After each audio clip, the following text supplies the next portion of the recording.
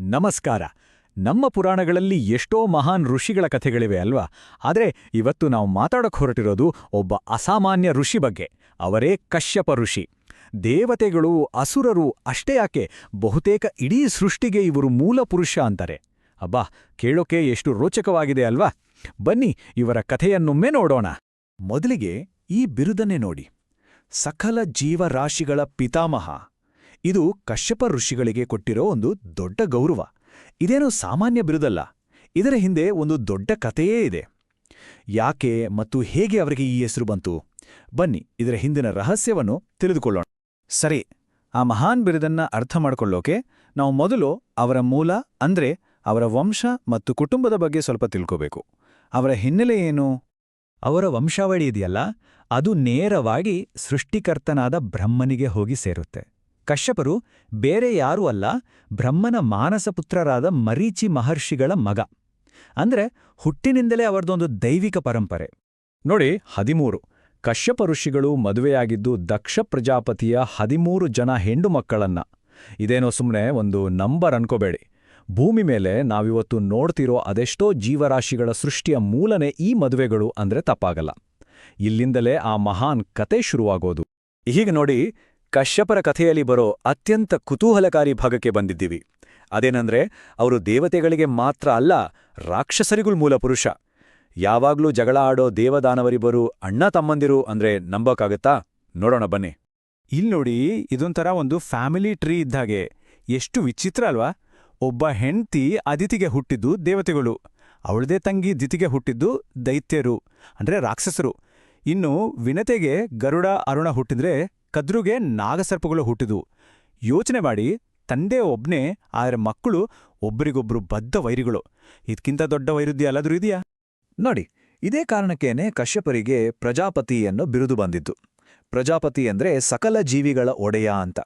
ದೇವತೆಗಳು, ಅಸುರರು, ನಾಗಗಳು, ಪಕ್ಷಿಗಳು ಅಷ್ಟೇ ಏಕೆ, ಮಾನವ ಕುಲಕ್ಕೂ ಅವರೇ ಮೂಲಪುರುಷ ಅನ್ನೋ ನಂಬಿಕೆ ಇದೆ. ಅದಕ್ಕೆ ಅವರು ಪ್ರಜಾಪತಿ. ಕಶ್ಯಪರ ಕಥೆ ಕೇವಲ ಜೀವರಾಶಿಗಳ ಸೃಷ್ಟಿಗೆ ಮಾತ್ರ ಸೀಮಿತವಾಗಿಲ್ಲ. ಅವರು ನಮ್ಮ ಭೂಮಿಯ ಭೌಗೋಳಿಕ ರೂಪವನ್ನೇ ಬದಲಾಯಿಸಿದಂತಹ ಮಹಾನ್ ಋಷಿ. ಹೇಗೆ ಅಂತೀರಾ? ತುಂಬಾ ಇಂಟ್ರೆಸ್ಟಿಂಗ್ ಆಗಿದೆ, ಕೇಳಿ. ಕಾಶ್ಮೀರ ಅಂತೂ ಎಲ್ರಿಗೂ ಗೊತ್ತು, ಆದ್ರೆ ಆ ಹೆಸರು ಎಲ್ಲಿಂದ ಬಂತು ಅಂತ ಗೊತ್ತಾ? ಅದು ಬಂದಿದ್ದೇ ನಮ್ಮ ಕಶ್ಯಪ ಋಷಿಗಳಿಂದ. ಕಾಶ್ಮೀರ ಅಂದ್ರೆ ಕಶ್ಯಪ ಮಿರ ಅಥವಾ ಕಶ್ಯಪರ ಸರೋವರ ಅಂತ ಅರ್ಥವಂತೆ. ಪುರಾಣಗಳ ಪ್ರಕಾರ ಹಿಂದೆ ಇಡೀ ಕಾಶ್ಮೀರ ಸತಿಸರಸ್ ಅನ್ನೋ ಒಂದು ದೊಡ್ಡ ಸರೋವರವಾಗಿತ್ತಂತೆ. ಆಗ ಕಶ್ಯಪ ಋಷಿಗಳು ತಮ್ಮ ತಪೋಶಕ್ತಿಯಿಂದ ಆ ಸರೋವರದ ನೀರನ್ನೆಲ್ಲ ಬರಿದು ಮಾಡಿ ಅಲ್ಲಿ ಜನ ವಾಸಿಸೋಕೆ ಯೋಗ್ಯವಾದ ಒಂದು ಸುಂದರವಾದ ಭೂಪ್ರದೇಶವನ್ನ ಸೃಷ್ಟಿ ಮಾಡಿದ್ರು. ಅದೇ ಇವತ್ತಿನ ಕಾಶ್ಮೀರ ಕಣಿವೆ. ಇನ್ನೊಂದು ಕತೆ ಕೇಳಿದ್ರೆ ನೀವು ಆಶ್ಚರ್ಯ ಪಡ್ತೀರಾ. ಇಡೀ ಭೂಮಿಯನ್ನೇ ಗೆದ್ದಿದ್ದ ಪರಶುರಾಮರು ಒಂದು ದೊಡ್ಡ ಯಜ್ಞ ಮಾಡಿ ತಾವು ಗೆದ್ದಿದ್ದ ಸಂಪೂರ್ಣ ಭೂಮಂಡಲವನ್ನೇ ಕಶ್ಯಪ ಋಷಿಗಳಿಗೆ ದಾನವಾಗಿ ಕೊಟ್ಬಿಟ್ರು.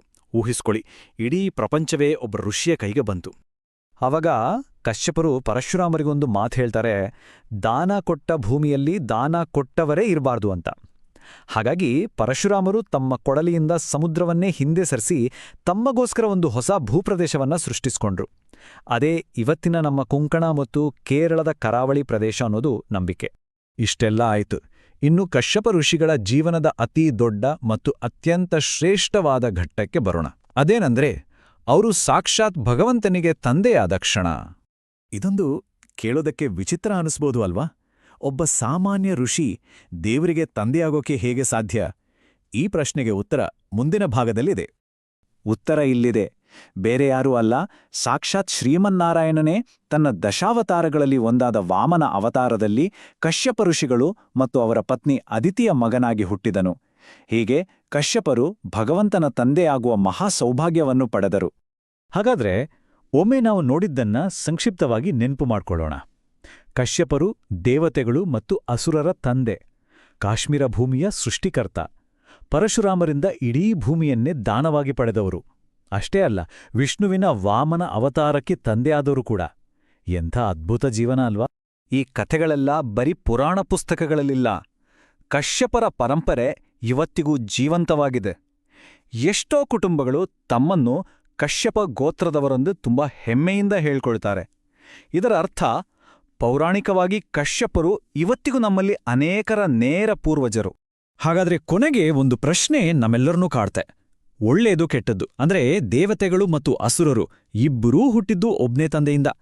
ಈ ಕತೆ ನಮ್ಗೆ ಏನ್ ಹೇಳಕ್ ಪ್ರಯತ್ನ ಮಾಡ್ತಿದೆ? ಬಹುಶಃ ನಮ್ಮೆಲ್ಲರ ಒಳಗೂ ಒಂದು ಒಳ್ಳೆತನ, ಒಂದು ಕೆಟ್ಟತನ ಇರುತ್ತೆ. ಆ ಎರಡರ ನಡುವಿನ ಹೋರಾಟವೇ ಜೀವನ ಅನ್ನೋದನ್ನೇ ಈ ಕತೆ ಸಂಕೇತಿಸ್ತಿದೆಯಾ? ಇದೊಂದು ಯೋಚಿಸ್ಬೇಕಾದ ವಿಷಯ ಅಲ್ವಾ?